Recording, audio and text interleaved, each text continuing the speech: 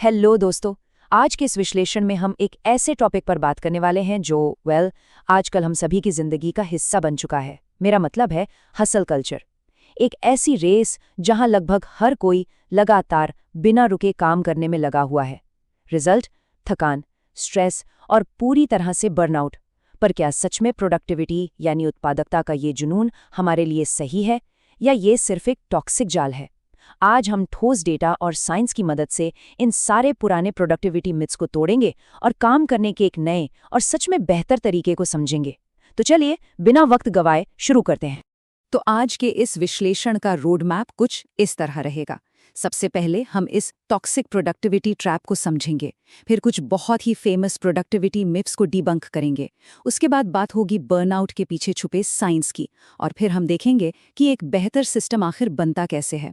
आखिर में effective output निकालने के कुछ फॉर्मूलाज और इस पूरे हसल के एंड गोल को बिल्कुल नए नजरिए से देखेंगे। चलिए आगे बढ़ते हैं पहले हिस्से की तरफ, द टॉक्सिक प्रोडक्टिविटी ट्रैप, यानी काम को हैक करने का एक बहुत बड़ा भ्रम। सोचिए, आजकल मार्केट में लगभग 10,000 से भी ज्यादा प्रोडक्टिविटी ऐप्स मौजूद हैं। 10,000। और स्टेटिस्टिक्स क्या कहते हैं? एक आम नॉलेज वर्कर हर रोज लगभग 9.4 अलग-अलग ऐप्स के बीच जगल करता रहता है। अब ये सारे टूल्स दावा तो ये करते हैं कि ये जिंदगी आसान बना देंगे, लेकिन रियलिटी में ये मदद करने के बजाय हमारी लाइफ में एक बहुत बड़ा क्योस पैदा कर देते हैं। असल में यही सिस्टम ही सबसे ज्यादा मानसिक थकान की वजह बन रहा है। और इसका जो मनोवैज्ञानिक असर है ना, वो सच में काफी गहरा है। इस कोट को देखिए, जब चुनने के लिए इतने सारे विकल्प होते हैं तो फैसला लेना आजादी जैसा नहीं बल्कि एक बोझ जैसा लगने लगता है। मतलब असल काम करने के बजाय सिर्फ ये सोचने में ही हमारी आधी मानसिक ऊर्जा निकल जाती है कि आज कौन सा टूल इस्तेमाल करना है। इसे ही ऐप पैरालिसिस कहते हैं, और ये आउटपुट को बढ़ाने के बजाय बिल्कुल जीरो कर देता है। अब आते हैं दूसरे हिस्से पर, डीबंकिंग पॉपुलर प्रोडक्टिविटी मिथ्स। देखते हैं कि हमारी पुरानी सोच यहाँ पूरी तरह फेल क्यों हो जाती है। यहाँ सबसे पहला बड़ा भ्रम है इनबॉक्स जीरो वाली सोच। अक्सर लोगों को लगता है कि अपना ईमेल इनबॉक्स एकदम खाली रखना किसी बड़ी अचीवमेंट से कम नहीं है। लेकिन सच्चाई ये है कि इनबॉक्स जीरो लगातार एक मैनुअल मेंटेनेंस मांगता है, और इसमें रोज बहुत सारा वक्त बर्बाद होता है। इसके बजाय सिग्नल पर ध्यान देना कहीं ज्यादा जरूरी है। मतलब ऑटोमेटिक फिल्टरिंग का इस्तेमाल करना, वीआईपी सेंडर्स को सेट करना और एआई समरीज की मदद से सिर्फ सबसे जरूरी मैसेजेस और डिसीजंस को ही आगे लाना। सफाई से ज्यादा इंपॉर्टेंट ये है कि हम सही जानकारी को कितनी आसानी से लेवरेज कर पाते हैं। अब जरा इस चार्ट को देखिए, ये सच में काफी इंटरेस्टिंग है। हमारा इंसानी दिमाग एक साथ कई काम यानी रैपिडली मल्टीटास्किंग करने के लिए डिजाइन ही नहीं हुआ है। जब हम लगातार टास्क स्विच करते हैं तो हमारी ओवरऑल एफिशिएंसी में सीधे 40% की गिरावट आती है। 40%, क्योंकि दिमाग जब एक काम छोड़कर दूसरे पे जाता है तो पहले वाले पर वापस आकर पूरा फोकस बनाने में काफी वक्त लग जाता है। एक और बहुत ही कॉमन थ्योरी है ईगो डिप्लीशन की। ये सोचना कि विल पावर यानी हमारी इच्छा शक्ति दिन भर में एक कॉफी कप की तरह खाली हो जाती है, एक लिमिटिंग बिलीफ है। ये सोच हमारी एक्चुअल कैपेसिटी को आर्टिफिशियली रोक देती है।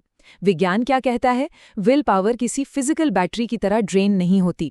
ये दरअसल एक भावना, एक इमोशन की तरह काम करती है। ये घटती है, बढ़ती है, और सबसे जरूरी बात, ये नेचुरली रिप्लेनिश यानी रिचार्ज भी होती रहती है। और हाँ, एक और आम गलतफहमी है कठोर अनुशासन और खुद को सजा देने वाली मेंटालिटी।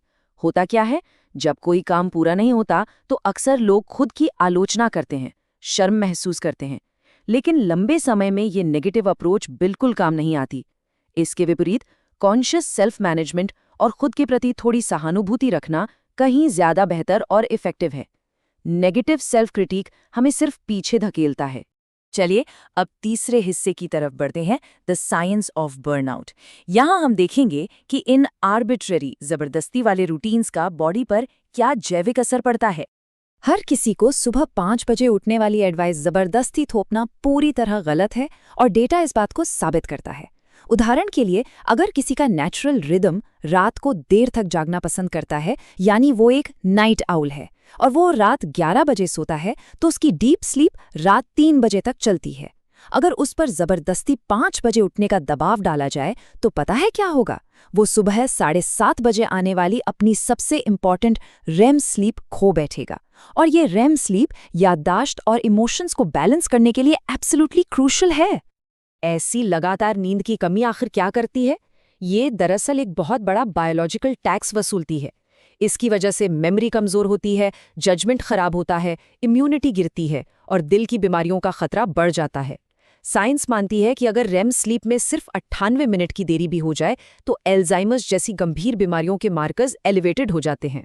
इसीलिए किसी और के बनाए रिजिड, जल्दी उठने वाले रूटीन से ज़्यादा ज़रूरी है अपने नेचुरल स्लीप साइकिल का ध्यान रखना। तो अब जब हमने इन खराब आदतों और उनके साइड इफ़ेक्ट्स को समझ लिया है, तो आते हैं चौथे हिस्से पर, बिल्डिंग बेटर सिस्टम्स। ऐसे फ्रेमवर्क्स बनाते हैं जो सच में सस्टेनेबल हों। देखिए, इसे मिनिमम वायबल प्रोडक्टिविटी स्टैक कहा जाता है। हज़ारों ऐप्स को जमा करने के बजाय क्यों ना एक क्यूरेटेड 3 हिस्सों वाले सिंपल सिस्टम पर शिफ्ट हुआ जाए। पहला, सिर्फ एक टास्क मैनेजर जिसमें सारे काम ट्रैक हों। दूसरा, सिर्फ एक कैलेंडर अपना वक्त मैनेज करने के लिए।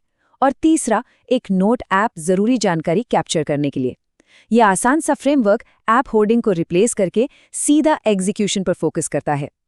चॉइस ओवरलोड बिल्कुल खत्म। इन सिंपल डिसीजन रूल्स को चॉइस आर्किटेक्चर कहा जाता है। जब इन रूल्स को लागू किया जाता है तो ध्यान इन टूल्स में खोने के बजाय अपने सिस्टम्स को मैनेज करने पर लगता है। एक्सपर्ट्स की एडवाइस पर भरोसा करें। हर कैटेगरी में एक आर्टिफिशियल कंस्ट्रेंट लगाएं, मतलब मैक्सिमम 3 विकल्प रखना। अपना रिसर्च टाइम सिर्फ 30 मिनट तक टाइम बॉक्स करें ताकि एनालिसिस पैरालिसिस ना हो। और फाइनली, किसी भी नए टूल पर शिफ्ट होने से पहले उसमें लगने वाली मानसिक ऊर्जा यानी स्विचिंग कॉस्ट्स को जरूर तोल लें। तो इस आसान सिस्टम को समझने के बाद हम 5वें हिस्से पर चलते हैं, फॉर्मूलाज फॉर इफेक्टिव आउटपुट। चलिए देखते हैं कि constraint based systems real life में कैसे काम करते हैं। इन हेल्थियर सिस्टम्स को अप्लाई करने के लिए इस वायरल वीडियो स्क्रिप्ट फ्रेमवर्क को देखिए। पहले 5 सेकंड्स में एक जबरदस्त हुक, फिर अगले 5 से 30 सेकंड्स स्टोरी टेलिंग से इमोशन बिल्ड करना। उसके बाद 30 से 90 सेकंड्स तक अपना मुख्य संदेश यानी कोर मैसेज डिलीवर करना। और आखिर के 10 सेकंड्स में एक पावरफुल कॉल टू एक्शन। ये स्ट्रक्चर साबित करता है कि हमें ब्लाइंडली हासिल करने की जरूरत नहीं है। एक प्रूवन मनोवैज्ञानिक फ्लो का इस्तेमाल करके स्मार्टली काम किया जा सकता है। और डेटा ड्रिवन इंसाइट्स का इस्तेमाल इसे और भी आसान बना देता है। अलग अलग प्लेटफॉर्म्स के हिसाब से फॉर्मेट चुनना बस अब टेबल दिखने जैसा है। शॉर्ट फॉर्म वीडियोस 15 से 60 सेकंड्स के होते हैं, जहां फोकस पूरी तरह हुक पर होता है। और लॉन्ग फॉर्म के लिए लंबा वक्त, जहां फोकस स्टोरी टेलिंग पर होता है। जब ये पैटर्न सेट हो जाए तो एक कॉम्प्लेक्स क्रिएटिव टास्क भी कितने आराम से एक मैनेजेबल सिस्टम में बदल जाता है ना? खैर, अब हम इस विश्लेषण के छठे और आखिरी हिस्से पर आते हैं, rethinking the end goal. Perfectionism के इस एंडलेस जाल से आखिर बाहर कैसे निकलें? यहाँ पर सैटिस्फाइसिंग नाम का एक बड़ा ही पावरफुल कॉन्सेप्ट सामने आता है। इसका आसान सा मतलब ये है कि ऐसे टूल्स और सिस्टम्स चुनना जो हमारी बेसिक फंक्शनल ज़रूरतों को इफेक्टिवली पूरा करें और फिर बस उन्हीं पर टिके रहना। एक परफेक्ट ऑप्शन की तलाश को पूरी तरह छोड़ देना, क्योंकि वो शायद एग्जिस्ट ही नहीं करता। जब हम इस गुड इनफ अप्रोच को अपनाते हैं तो हम अपने गोल्स को लूजली होल्ड कर पाते हैं, नई अपॉर्चुनिटीज देख पाते हैं और सबसे बड़ी बात, थोड़ा सेल्फ कंपैशन प्रैक्टिस कर पाते हैं। इस विश्लेषण को रैप अप करते हुए मैं एक बड़ा ही प्रोवोकेटिव सवाल छोड़कर जा रहा हूं, इस पर जरूर गौर कीजिएगा। क्या सच में आखिरी लक्ष्य सिर्फ अपनी टू डू लिस्ट के हर एक बॉक्स को आंख बंद करके टिक करना है, या फिर आखिरकार उस चीज पर ध्यान देना है जो असल में सबसे ज्यादा मायने रखती है? क्योंकि दोस्तों, सच्ची उत्पादकता सब कुछ करने में नहीं है, बल्कि सिर्फ उन सही और ज़रूरी कामों को बेहतरीन तरीके से पूरा करने में है। जब इस नज़रिए से सोचा जाएगा, तभी इस क्योटिक डिजिटल दौर में हसल कल्चर को सच में पीछे छोड़ा जा सकेगा। आज के इस विश्लेषण में बस इतना ही।